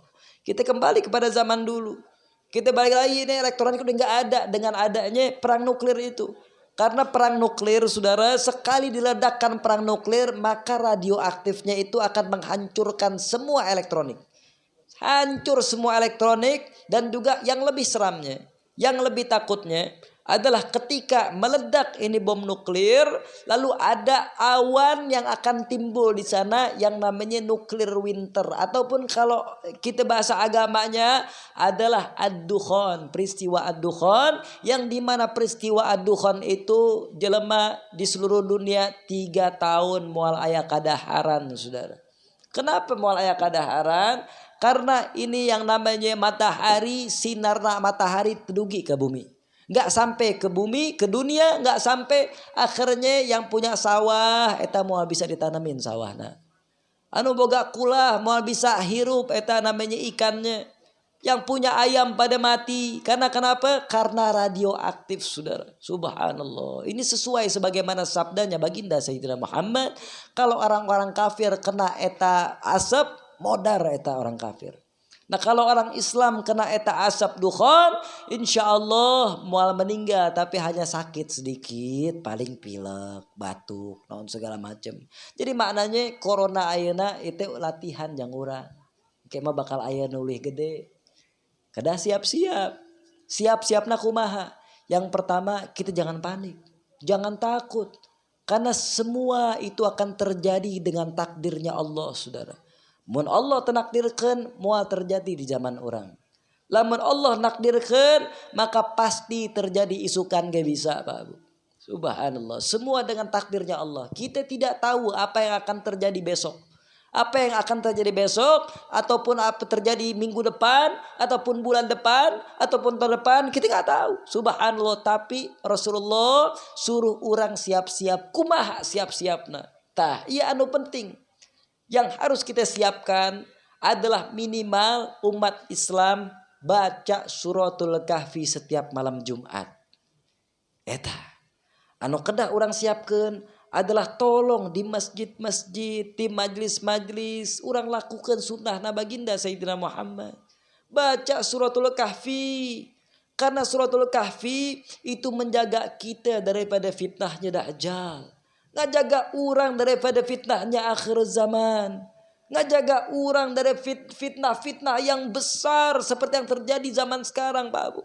Mun ayeuna orang senantiasa ngadawamkeun suratul kahfi setiap malam Jumat sebagaimana sabda baginda Sayyidina Muhammad, maka Allah akan memberikan cahaya dalam tubuh kita sampai minggu depan, Pak Abu. Masya Allah. Itu hati orang dipenuhi dengan cahaya dari Allah. Dengan cahaya daripada baginda Sayyidina Muhammad. Dengan kita baca suratul kahfi, maka insya Allah kita jauh daripada fitnahnya Dajjal. Kita jauh daripada fitnahnya akhir zaman, saudara. Itu yang pertama. Yang kedua adalah kita kuatkan iman kita. Belajar senantiasa kita puasa Senin Kemis. Muntos biasa belajar puasa Senin Kemis, orang belajar puasa Nabi Allah Daud. Sehari puasa sehari ente, sehari puasa sehari tidak, saudara. Agar senantiasa orang biasa kelaparan. Jangan sampai kita kalau tidak ada makanan kita panik, saudara. Masya Allah, makanya disunahkan puasa Daud agar senantiasa orang bisa selamat. Karena nanti itu subhanallah tentaranya Imam Mahdi itu kadaharan naon. Kadaharan adalah tasbih, tahmid, takbir, tahlil. Subhanallah walhamdulillah wala ilaha illallah wallahu akbar. Eta kadaharan orang ke di akhir zaman, Babu. Kalau kita tidak melatih dari zaman sekarang, arek iraha. Apakah kita yakin bahwa Dajjal masih lama? Apakah kita yakin bahwa perang akhir zaman masih lama? Cek saha. Kata siapa? Subhanallah, ini semuanya adalah takdirnya Allah, saudara. Kita harus mempersiapkan. Ini zaman begitu fitnah, begitu banyak besarnya ini fitnah. Sudah terlihat zaman ayeuna kumaha eta corona jadi fitnah bukan main, saudara. Subhanallah, sampai lockdown di mana-mana, ekonomi hancur. Masya Allah, ate jelema hancur gara-gara corona. Ayeuna bahkan di kalangan ulama sieun keneh ku corona daripada ku Gusti Allah. Kunaon Habib katakan begitu. Di kota-kota, mudah-mudahan di dieu mah henteu. Di kota-kota eta yang namanya masjid, wah eta salat berjamaah kudu 1 meter. Kudu 1 meter eta direnggangkeun sofna. Padahal ngerenggangkeun sof itu adalah salah satu makruh. Bahkan subhanallah tidak diterima salatnya, saudara. Aya ulama mengatakan naon cak ulama teh? Naon cak ulama teh? Masya Allah cak ulama kieu teu kuna naon salat eta 1 meter. Mun aya setan berarti eta setan arek milu salat. Bingung aing. Nya ti iraha setan teh milu salat. Subhanallah, Masya Allah. Tah jelema anu kitu, ulama anu kitu ngaranna ulama su. Kumaha ulama su? Anu imanuhum fi amplopihim. Apa itu? Imana dina amplopna. Amplop gede ngomong kieu mangga. Amplopna gede ngomong kitu mangga. Pokokna mah kumaha amplop we abdi mah euy. Rumput mangipas-ngipas. Subhanallah, jeung aya nu kitu teh Pak Bu, aya zaman sekarang. Makanya hati-hati. Hati-hati kita mencari ulama, hati-hati kita mencari guru, apalagi anak-anak muda nih tolong jangan sampai kita banyak belajar di YouTube. Jangan sampai kita banyak belajar di Facebook. Kayak akhirnya ijazah YouTubiah. Akhirnya ijazah Facebookiah. Akhirnya ijazahna dari mana? Dari Syekh Google, saudara. Tungtungna kumaha? Tungtungna seueur jelema anu awam, bahkan di kampung-kampung tos mulai aya jelema anu awam anu ngaharamkeun maulid. Jelema anu awam teu nyaho dalil, teu nyaho naon, tapi ngaharamkeun ieu teh peristiwa Isra dan Mi'raj. Ngaharamkeun tahlilan, ngaharamkeun yasinan, ngaharamkeun ziarah kubur dan lain sebagainya. Sudah masuk Pak Bu ke kampung-kampung. Hati-hati. Tolong pesan Habib sama ulama-ulama, jaga antum punya mustami. Jaga antum punya murid. Jangan sampai murid kita kena fitnahnya Dajjal. Na'udzubillahi min. Emang ada Beb umat Islam ini yang jadi pengikut Dajjal seueur loba ngabadeg. Loba. Kenapa? Orang-orang yang senantiasa tidak punya ilmu, hayang bela agama, tetapi ghirah semangatna agama hebat, tetapi teboga ilmu, akhirnya tungtungna eta jelema sesat. Aya ustad, aya ulama, aya habaib bikin maulid dibilang sesat. Eta Habib kafir. Kunaon cenah? Habib kafir, eta ngayakeun maulid cenah kafir euy. Subhanallah. Aya ustad tahlilan, wah eta ustad kafir tahlilan. Kafir gara-gara tahlilan, saudara. Subhanallah. Zaman ayeuna kita tahlilan baca la ilaha illallah Muhammadur Rasulullah. La ilaha illallah tapi dikatakan kafir. Inilah akhir zaman. Akhir zaman seperti ini. Nah, ini tentara-tentara Dajjal yang seperti ini, saudara. Mudah-mudahan insyaallah orang sini insyaallah dijauhkan daripada fitnahnya Dajjal. Amin. Dijauhkan daripada kezaliman, amin. Dan dijadikan tentara-tentara daripada Imamul Mahdi, amin.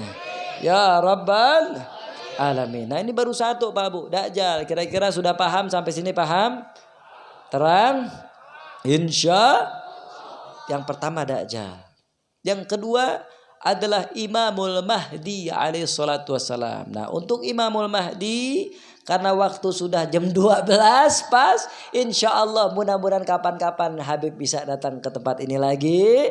Mudah-mudahan insya Allah nanti kapan-kapan kita bisa bahas saha eta Imamul Mahdi. Siapa itu Nabi Isa yang akan jadi imam untuk kita di akhir zaman, insya. Nah mungkin cukup sekian Al-Faqir. Mudah-mudahan bisa bermanfaat untuk kita semua. Dan antum juga doakan Habib. Mudah-mudahan Habib sehat, Habib kuat. Karena ini amanahnya amanah besar, saudara. Amanah besar yang Habib tanggung zaman sekarang ini adalah kita menyebarkan dari ilmu akhiruz zaman. Ilmu yang zaman sekarang jarang dibahas, jarang dipertelakan, jarang disyarahkan. InsyaAllah Habib akan tetap fokus kepada ilmu akhir zaman, biar mudah-mudahan umat selamat dan terang fitnah akhir zaman. Amin ya rabbal alamin. Rabbana taqabbal minna innaka antas samiun alim wa tub alaina innaka antat tawwabar rahim.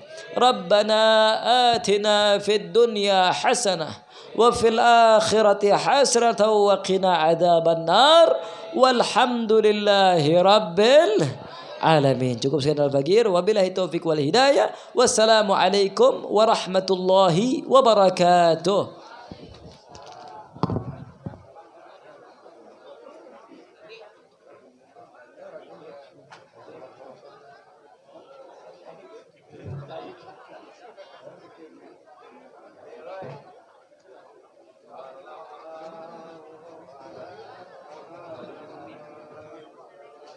Yan kurang. Ya. Kalau ya. Oh, jangan pakai.